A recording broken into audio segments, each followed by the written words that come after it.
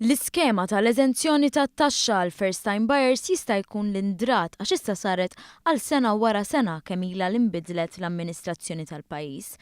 Iżda id-differenza li qed tagħmel fil-ħajja tan-nies tibqa' waħda kbira għax igawdu minnha l-eluf. Jirriżulta li mill-iskema tal-first time buyers din is-sena diġa gawdew 3928 persuna hekk kif saru 2609 kuntratt.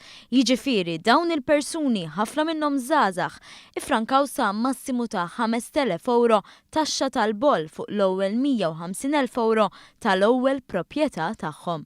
Din l-iskema kienet iddaħlet għall-ewwel darba f'Jannar tal-2014 wara l-ewwel budget imfassal minn Gvern Laburista imressaq fl-2013.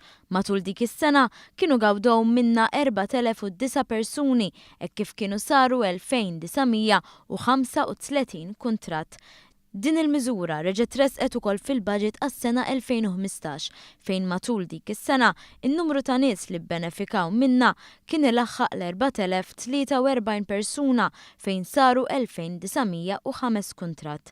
Fis-sena 2016, jiġifieri fit-tielet sena ta' din il-miżura, saru 2,219 il-kuntratt fil-waqt li kien hemm 2,964 benefiċjarju. Jiġifieri matul dawn l-aħħar 3 snin u nofs kemm ilha fis-seħħ din l-iskema tal-first time buyers gawdew minnha 15,000 persuna.